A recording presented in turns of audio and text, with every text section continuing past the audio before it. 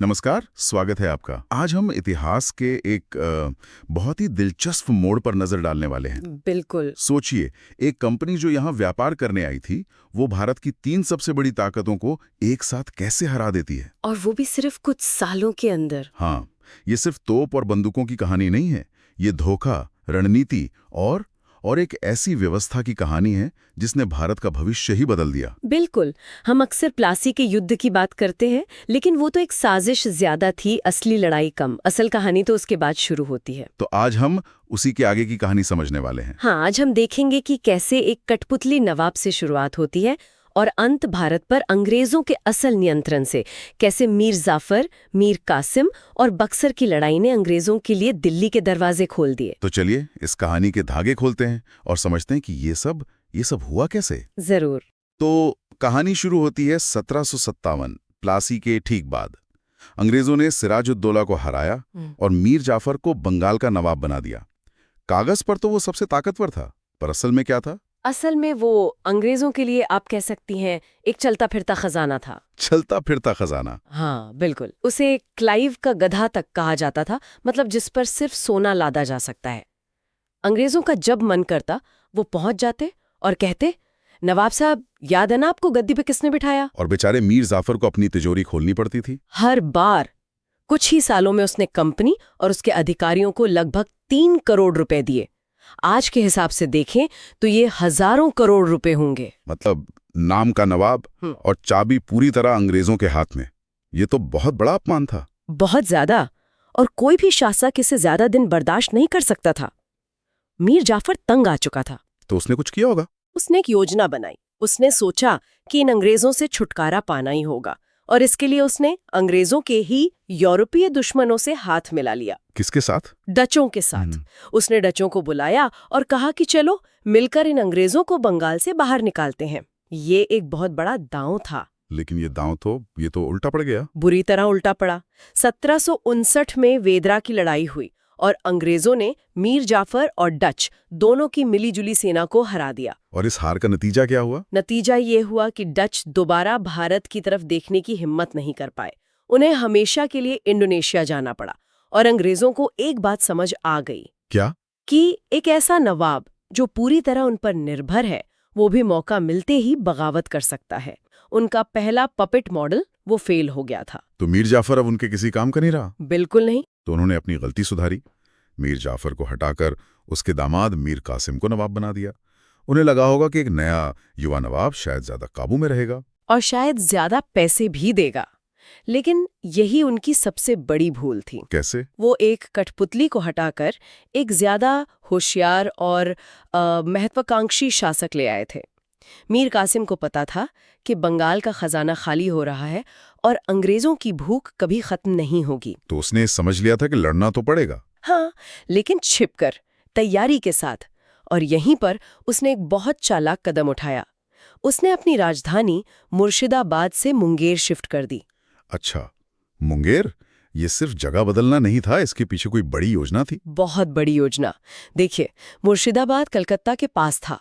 वहां अंग्रेजों की सीधी नजर रहती थी हर हरकत पर। हाँ, मुंगेर दूर था। वहां जाकर उसने चुपचाप 2 काम शुरू किए। पहला, अपनी सेना को यूरोपीय तरीके से ट्रेनिंग देना, और दूसरा, वहीं पर तोपे और बंदूकें बनाने का कारखाना खोल दिया। अरे वाह! मतलब वो अंग्रेजों की नजरों से दूर अपनी ताकत बढ़ा रहा था। ये तो शतरंज की बिसात पर एक बहुत बड़ा मूव था। बिल्कुल। वो एक निर्णायक लड़ाई की तैयारी कर रहा था। लेकिन अंग्रेजों को इसकी भनक लग गई। कैसे? कहते हैं कि उनके लोग बाजार में भारी मात्रा में शोरा, मतलब बारूद बनाने का कच्चा माल, खरीदते हुए पकड़े गए। और जैसे ही अंग्रेजों को पूरी योजना का पता चला, उन्होंने फौरन मीर कासिम को भी पद से हटा दिया। और देखिए विडंबना, उसकी जगह वापस उसी मीर जाफर को गद्दी पर बिठा दिया। हाँ, जिसे उन्होंने नाकारा समझकर हटाया था। उन्हें लगा कि एक कमजोर और जाना पहचाना दुश्मन एक होशियार दुश्मन से बेहतर है। लेकिन तब तक शायद बहुत देर हो चुकी थी। बहुत देर। मीर कासिम अब रुकने वाला नहीं था। वो भागा भागा अवध पहुंचा और वहां उसने वो कर दिखाया जिसकी अंग्रेजों ने कभी कल्पना भी नहीं की होगी। देख, महागठबंधन। हाँ, भारतीय इतिहास के सबसे दिलचस्प गठबंधनों में से एक। सोचिए, कौन 3 लोग एक साथ आए।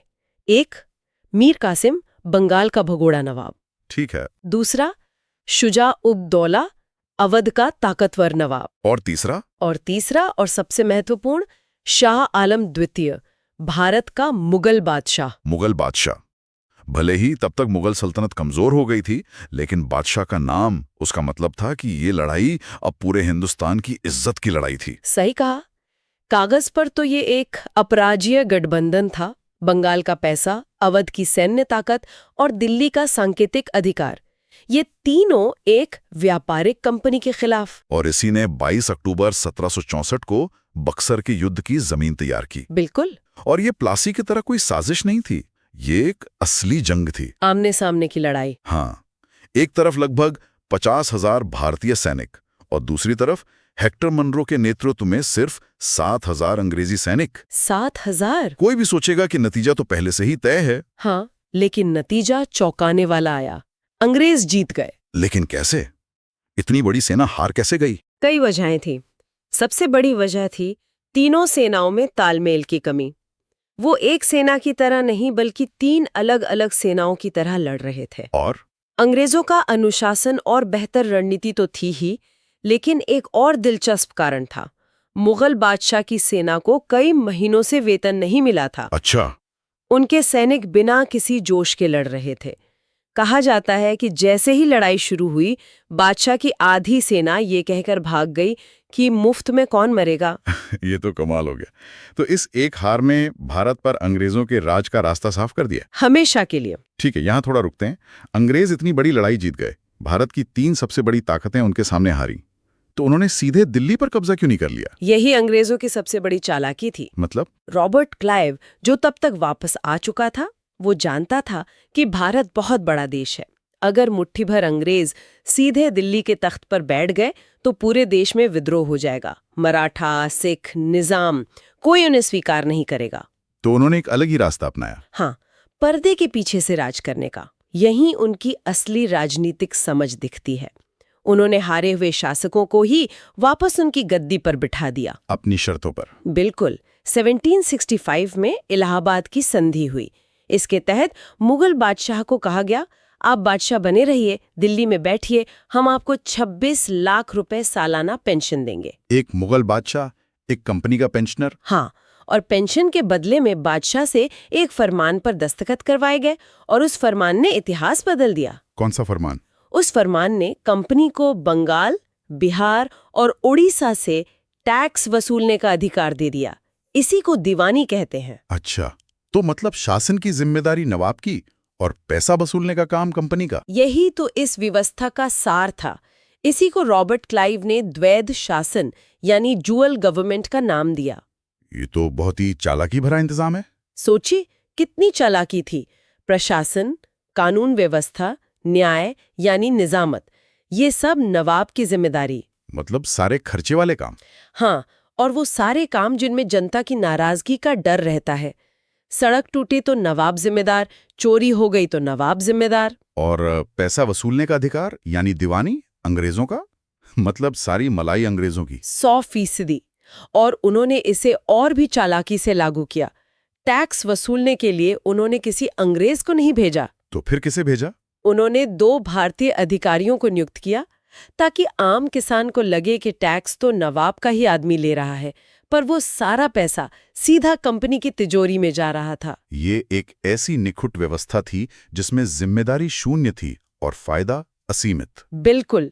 और यहीं से भारत के उस भयानक आर्थिक शोषण का दौर शुरू हुआ, जिसे धन की निकासी या ड्रेन ऑफ वेल्थ कहते हैं। हाँ, इसी व्यवस्था ने सोने की चिड़िया को कंगाल बना दिया।